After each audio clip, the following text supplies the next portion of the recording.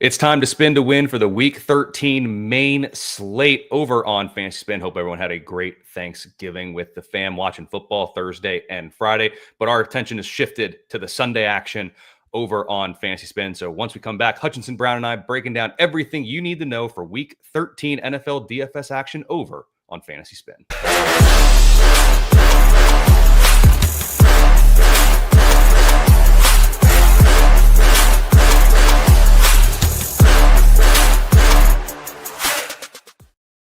That is Hutchinson Brown. Find him over on X at HutchinsonB_FF. So Hutch, as we're looking at the games here, looking at some of the over-unders, nothing really quite jumps out other than maybe Bills Steelers in terms of Vegas totals. But before we do this first spin, who is someone or maybe a team that you're really looking at in the main slate on Sunday?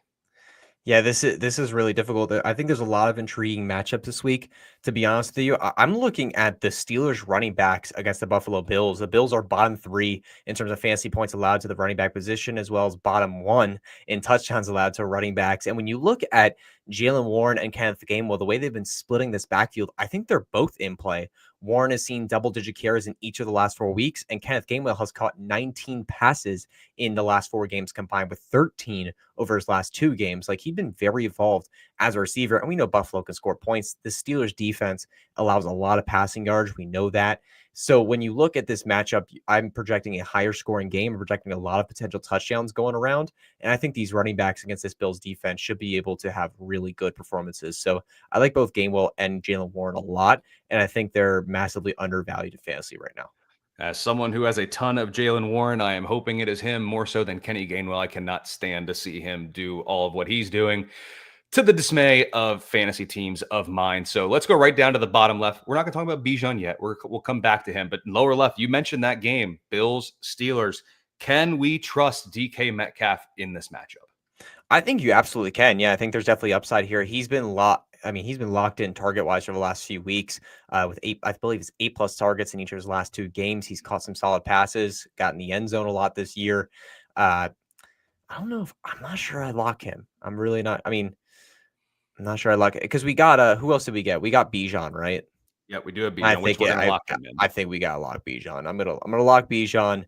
And how many locks do we get again? We get 6 locks. And the thing with Metcalf too, down there in the flex, obviously we can do a lot better than him. And it's one of those things where we're in a main event contest here where there are up to 600 people. If we're trying to finish first out of 600, I ask, is DK Metcalf the receiver that can give us that 20+, that 25+ that we're going to need from numerous people if we want to win this contest? Most likely not. I think Metcalf, given his volume right now, I don't think he's had 6 catches in a game yet this year. I think he's been very low volume and very touchdown dependent, and it's led him to a place where 20+ fantasy points has rarely hit in terms of the range of outcomes. So I'm cool to just locking Bijan here and moving on. And you're absolutely right. DK Metcalf does not have 6 catches in a game this season. He has 5 in 4 games, but has not reached 6 yet. So cherry picked a little bit there. That's fine. Hey, I'm good with it. I do like Ladd McConkey. There's actually a Chargers receiver that I like a little bit more than Ladd in this matchup. So if he comes up, I will bring it up, but we'll see. And I'm not locking in Trevor Lawrence. It's Bijan, and that's it on spin number 1. We'll carry on to spin number 2. Let's go right to Justin Jefferson because he's obviously the talent is undeniable, but so is that situation. And that get a backup quarterback.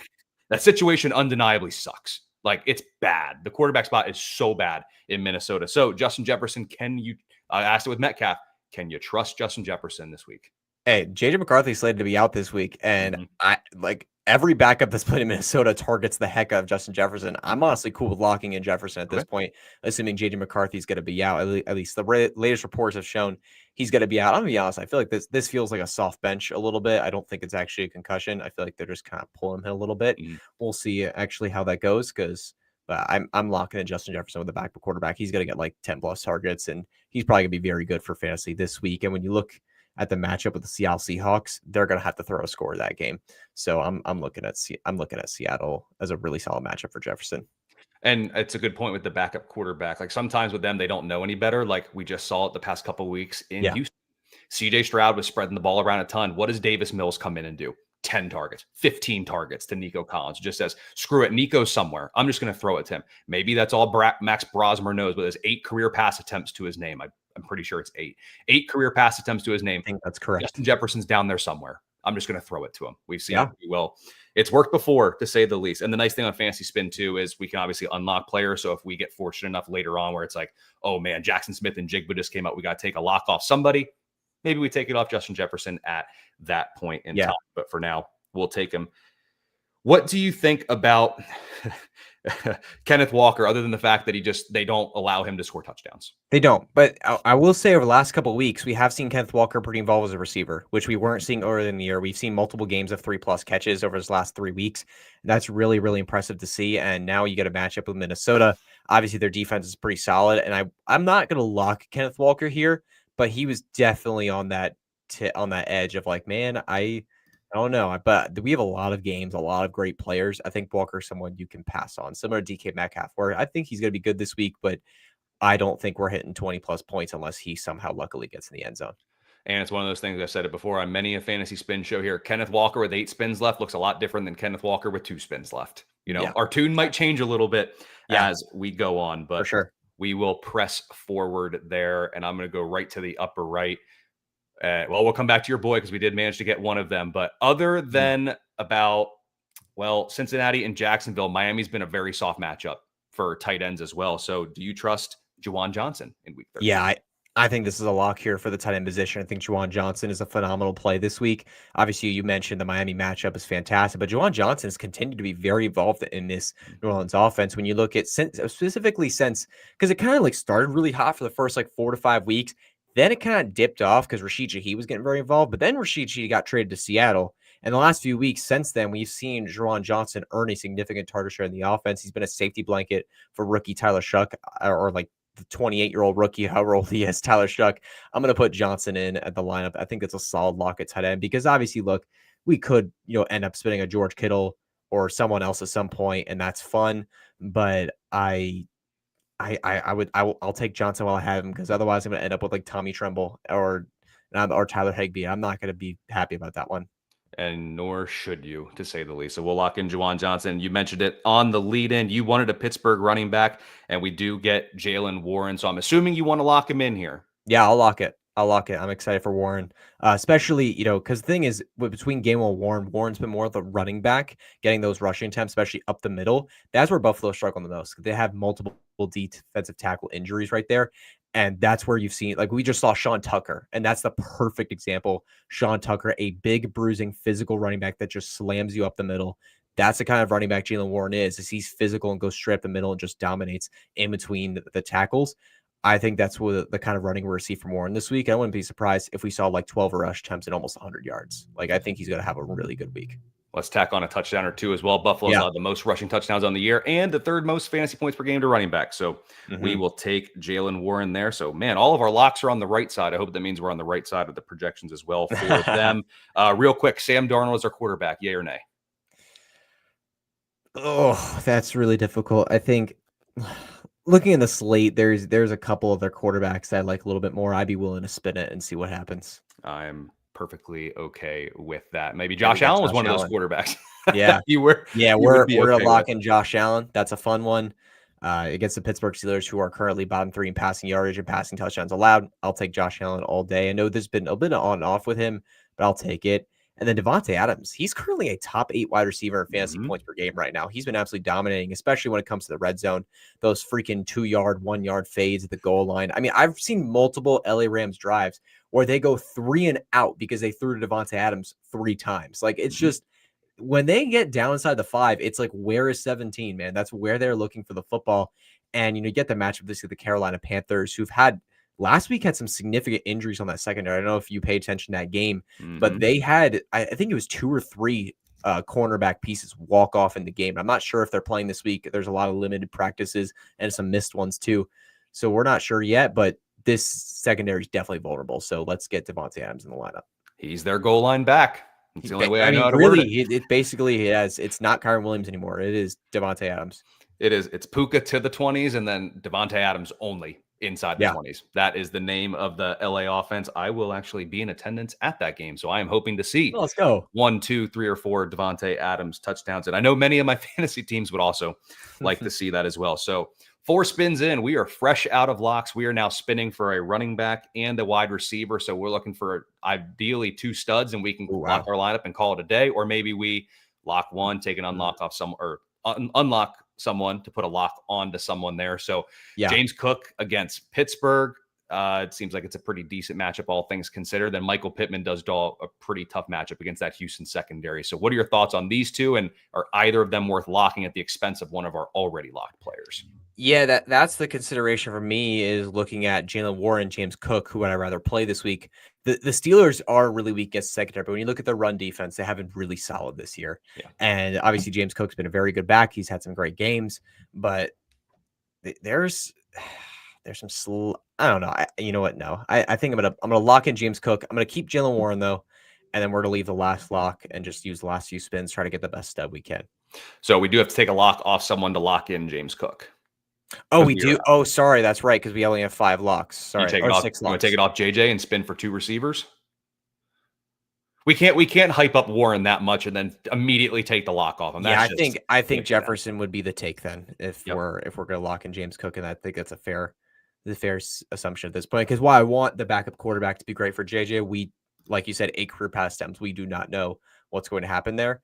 So let's spin for wide receivers. Let's get 5 spins here. Let's hope for the best. And then the gamesmanship with that too is if we were to unlock Warren, we're now talking running backs, receivers, tight ends, and kickers down there in the flex spot. Whereas now we've at least isolated it to wide receivers. It's a smaller player pool. And looking at the other names, there's still Puka. There's still Nico Collins. Jalen Waddle, who's one of my freaking favorite players of the entire weekend for the main slate.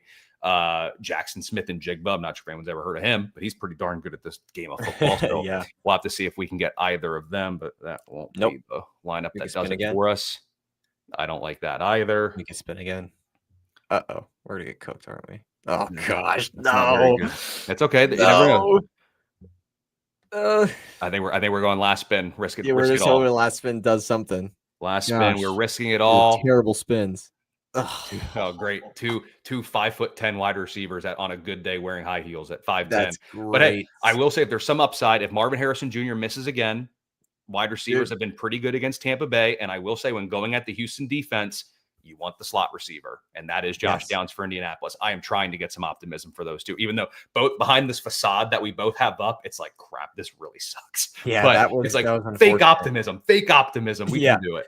No, and the thing is, you look at Jacoby Brissett. Since week 6, he's the QB3 in fantasy points per game. Like, that's not a joke. He's been legit awesome. And he's throwing around to his receivers, making guys very relevant. We obviously, Trey McBride is first in targets, receptions, receiving yards, touchdowns among tight ends. He's dominating right now, arguably the best tight end in football at this point. And then when you look at Greg Dortch, he's had some games here and there, but I think Greg Dortch definitely has some upside, especially against Tampa Bay's defense that have allowed a lot this year overall. And then looking at Josh Downs, obviously you said Houston, the way you attack them is through the slot, and that is absolutely correct. So Josh Downs definitely has some potential here with Daniel Jones, a good quarterback, but definitely would have loved to see one of the studs pop up. That was 5 straight spins of nothing, and that's kind of sucked. Yep. Unfortunately, it was. And I'll go back to you mentioned with Jacoby Brissett since week 6. I'll also mention since week 6, no team has a higher pass rate over expectation than the Arizona Cardinals. They are totally content. Of all things, they are totally content to say, Jacoby Brissett, you drop back and you throw this thing 45 times. We'll make magic happen. And hey, it's wild, man. They also just don't have a run game right now. Trey Benson's out, and you have James Conner out, obviously. And then looking at their defense, it's not ideal. They've been stronger. The last few years, this is one of their stronger defenses, but it's still not. It's just still not there. Like, they don't got the pieces yet. So Joey Brissett's just forced to throw. He sure is. And let's do a little pick 'em here. So I think you're probably going to want Jaylen Warren over 13.5 fantasy points based on what you said at the beginning. But what other players catch your eye here in terms of going over their projected point total? Yeah, I think, Josh Downs at 8.8 is really tempting. I think that's a really, really tempting line. That's really low. I'm going to take that one as well. And then give me Josh Allen 21.6. You got the rushing upside, you got rushing touchdown upside, obviously with him, and you got everything with him. He's got all the upside in the world. And against this Steelers matchup, an offense that can produce and a defense that allows a lot of passing volume, I think Josh Allen's able to put it together this week and have a really good game. So these are my 3 this week. I'm going to go with the touchdown machine, Devontae Adams. Then I'm going to go with Juwan Johnson, tight ends against Miami. It's not quite the free square like I talked about in the Thanksgiving show with tight ends against Cincinnati, but they are getting close there. So we'll try to 20x our coins there, try to turn 1,000 into 20,000 coins here on Fantasy Spin. And that will be your week 13 breakdown. That's the main slate. It kills me we didn't get any Texans, but that's okay. I'll get over it. As long as this lineup cashes and wins some tokens and coins, I will be A-okay with it. We got a player against the Texans. Yeah, well, that doesn't help me. I can't root for them. Now I'm doing that thing that we've all done at one point or another as fantasy managers out there. It's like, all right, if they're going to score, it has to be this guy. Insert player name. Otherwise, I'll be super mad. I'll just be mad if they score, but I'll be super mad if it's not the guy on my fantasy team or in my lineup or in my bets or whatever it ends up being. We've all been there. We've all played this game far too long to not have at least done that once in our lifetimes. But Hutch, thanks for joining. Once again, follow Hutch at HutchinsonB_FF over on X, as well as X Hutch. Why don't you let everyone know where they can find you this fantasy football season? Yeah, you guys check me out. I'm at HutchinsonB_FF on Twitter, like Colby mentioned. And you can find all my work at Football Guys. I do a ton of social media videos for them, a bunch of weekly things. And as well, I'm hanging out on the Discord. Check out the Football Guys Discord, man. We got plenty AMAs going all the time. You got people in there flooding, answering questions all the time. And then we also have a ton of betting props channels and things that we're talking about there. So if you're into that, come check us out. Me and Sam Wagman always giving out advice to all the people. We're always chatting there about betting. So come check us out. And one last time, at HutchinsonB_FF over on X. You can find me on X at Colby R. Conway. And if you are ready to spin to win and experience the newest and most exciting way to play daily fantasy sports, this fantasy football or basketball or hockey season, or even college basketball and college football, if that is more your speed, head on over to the Google Play or the Apple App Store and download the Fantasy Spin app today, and we will see you on the leaderboard. What's up, y'all? Hope you enjoyed the content. For the avoidance of doubt, please note that I, Colby Conway, am a DFS player entering these contests under the username Colby Conway. The strategies and recommendations in this video do not necessarily reflect the views of Fantasy Spin. Please play responsibly and visit fantasyspin.com/responsible gaming to take advantage of Fantasy Spin's responsible gaming resources.